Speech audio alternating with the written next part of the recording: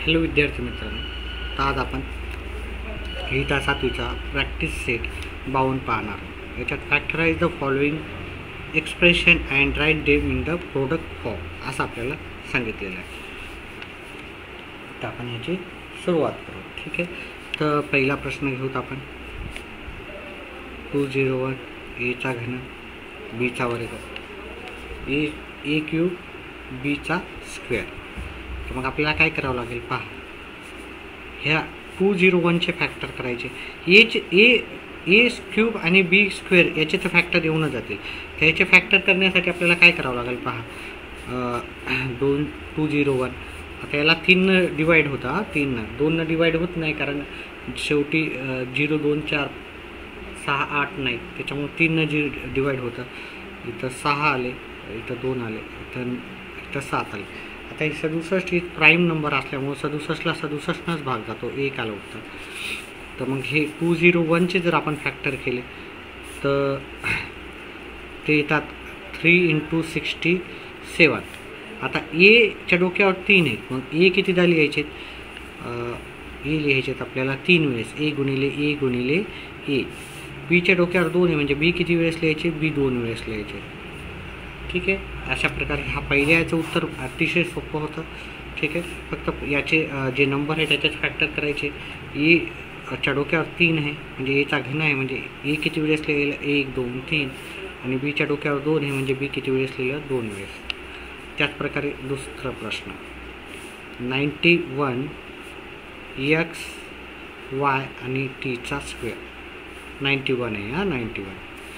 चला आता 91चे फॅक्टर केले आपण, तर 91 13 7 जा 91 येतात, आपल्याला माहिती आहे 13 7 जा। ठीक आहे, आता एक्सच्या जागी एक्स, प्रत्येक जागी गुणाकाराचं चिन्ह लिहायचं। हे एक्स आपल्याला वेगळं दिसलं पाहिजे।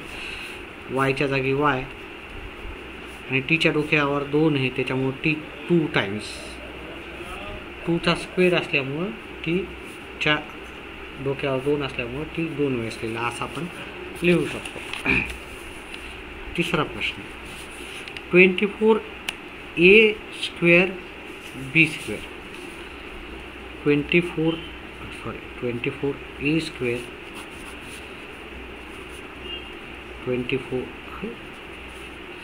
24 ए स्क्वेअर आणि बी स्क्वेअर असा प्रश्न। 24चा स्क्वेअर नाही आहे ते, तर आपण काय करू, हे 24चे फॅक्टर करू। 24चे जर फॅक्टर केले आपण तर 24ला 2 न भाग जातो, 12 येतात, 12ला आपण 2 न जातं, अजून 6 येतात, 6ला 2 न भाग जातात, 3 येतात, 3ला 3 न भाग दिला, 1 आला। तर हे फॅक्टर केले, हे फॅक्टर आपल्याला 24चे इथे लिहून ठेवायचे। बघा 24चे फॅक्टर हे लिहून ठेवायचे, 2 × 2 × 2 × 3। आता आपल्याला माहिती आहे एच्या डोक्यावर 2 आहे, म्हणजे एचा वर्ग आहे, म्हणजे ए किती वेळेस लिहायचे? 2 टाइम्स। आणि बीच्या डोक्यावर 2 आहे, म्हणजे बी किती वेळेस लिहायचे? 2 टाइम्स। अशा प्रकारे याचं उत्तर झालेलं आहे प्रश्न क्रमांक 3। आता आपण प्रश्न क्रमांक 4 पाहू।